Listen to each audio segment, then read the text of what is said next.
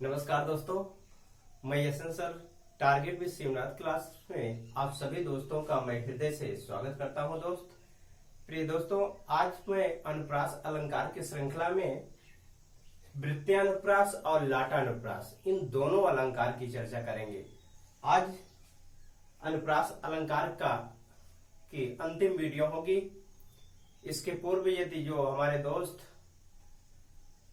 जो 5 प्रकार के अलंकारों की चर्चा हम किए थे, जो 3 इसके पहले हो चुकी है, उसको यदि आप न देखे हो तो प्लेलिस्ट में वो वीडियो पड़ी हुई है, जाकर के आप बिल्कुल देख सकते हैं।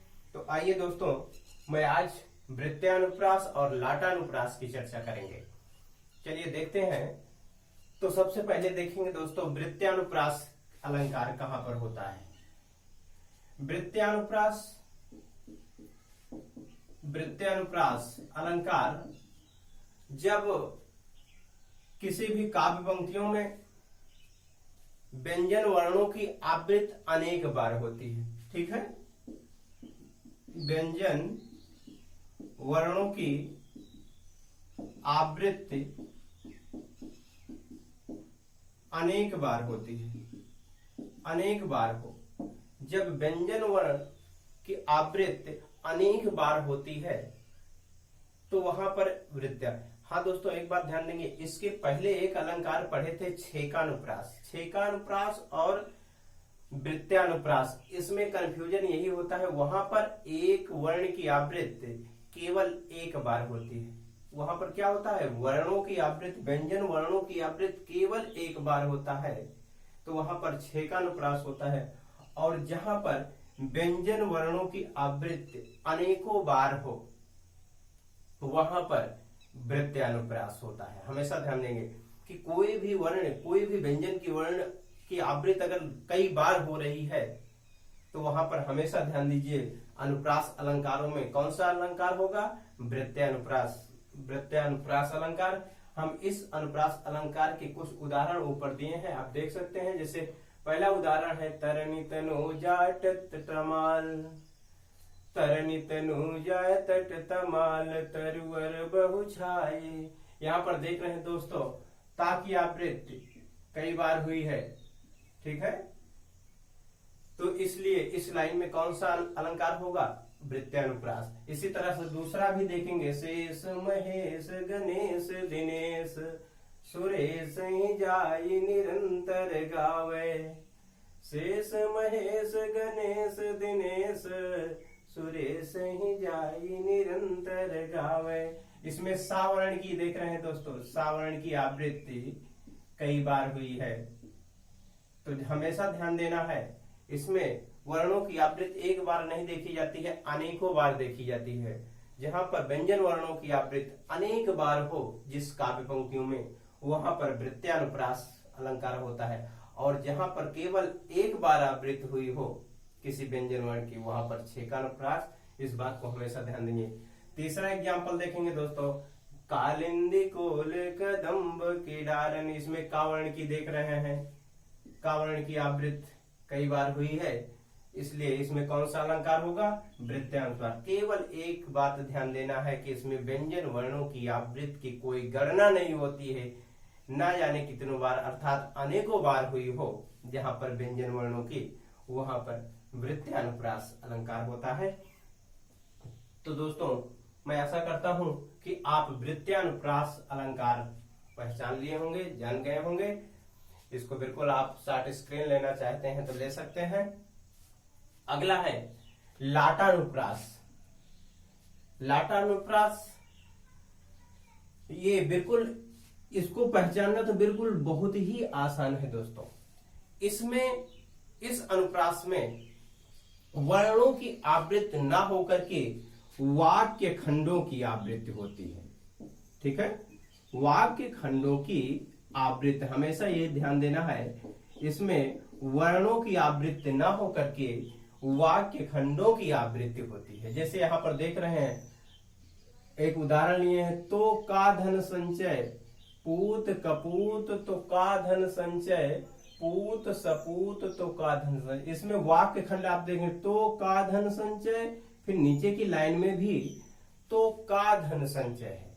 ठीक है, तो इसमें वर्णों की आवृत्ति नहीं होती है, हमेशा ध्यान देना है कि इसमें वाक्य खंडों की आवृत्ति होती है। सिर्फ एक बिंदु पकड़ना है, एक लाइन ही, कि ऐसे लाटानुप्रास अलंकार में केवल वाक्य खंडों की आवृत्ति होती है और उन वाक्य खंडों का अर्थ भी समान होता है, किंतु अन्वय करने पर उसके अर्थ बदल जाते हैं। यानी कि जिसकी आवृत्ति हुई रहती है वाक्य खंडों की, अर्थ तो समान होते हैं, किंतु यदि अन्वय किया जाए लाइनों में तो उनके अर्थ क्या हो जाते हैं, बदल जाते हैं। तो आइए हम अन्वय करके आपको दिखाते हैं।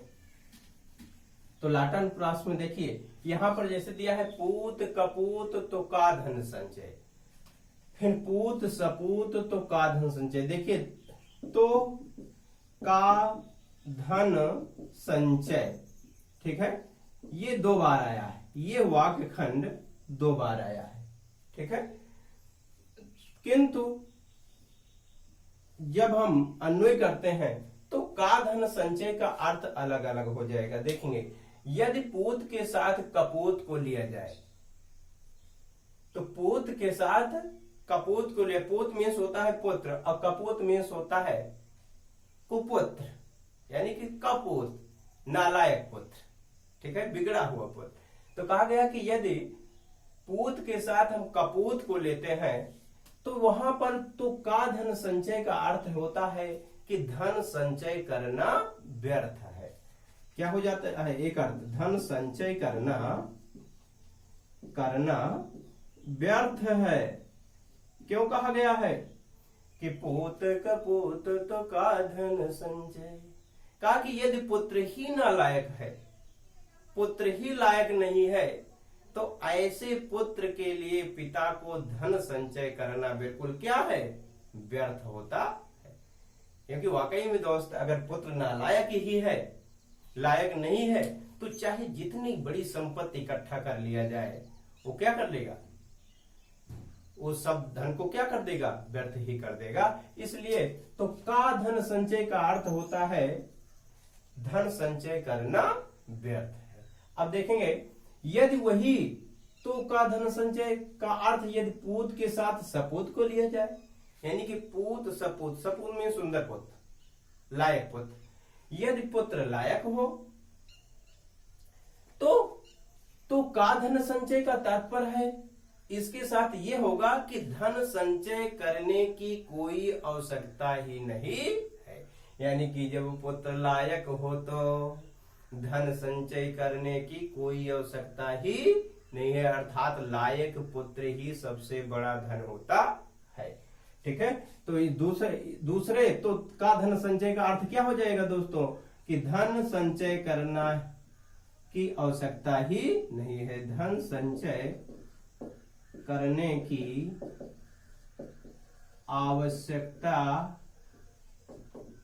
आवश्यकता ही नहीं है। ठीक है दोस्तों, तो आप देख रहे हैं यदि पूत के साथ कपूत का अर्थ लिया जाता है तो का धन संचय का अर्थ हो जाएगा कि धन संचय करना क्या है, व्यर्थ है।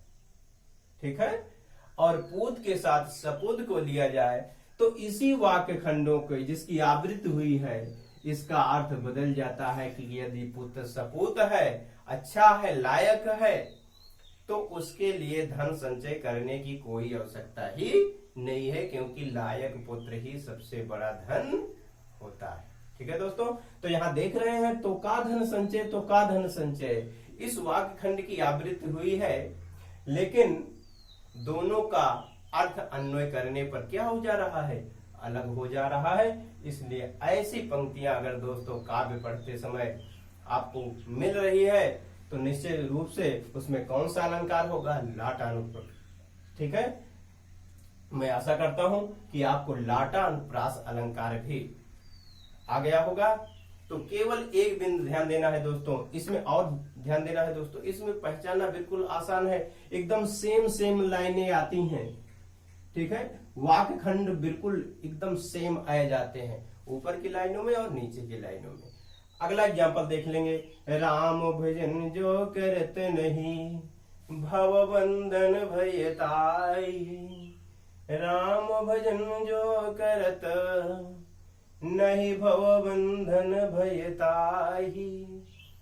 राम, पहले लाइन के देखेंगे, राम भजन जो करत नहीं, देख ले इस लाइनों को देखिए, बिल्कुल एकदम क्या हो रहा है, मिलान हो रहे हैं, यानी कि आवृत्ति जिनकी हो रही है एकदम समान हो रहे हैं। राम भजन जो करत नहीं, और वही लाइन नीचे भी देखें, राम भजन जो करत नहीं, यानी कि वाक्य खंडों की आवृत्ति हो रही है, लेकिन अर्थ अलग अलग हो जाएंगे अन्वय करने के। देखिए, राम भजन जो करत नहीं, अर्थात जो राम की भक्ति नहीं करता है, भव बंधन भय ताहि, वह संसार के अंधकारों में, संसार के विभिन्न प्रकार के माया मोह में हमेशा ग्रसित रहता है। और राम भजन जो करत, करत के आगे तुरंत कामा लगा हुआ है, तो यहां से देखेंगे राम भजन जो करत, अर्थात जो राम की भक्ति करता है, और नहीं भव बंधन भय ताहि,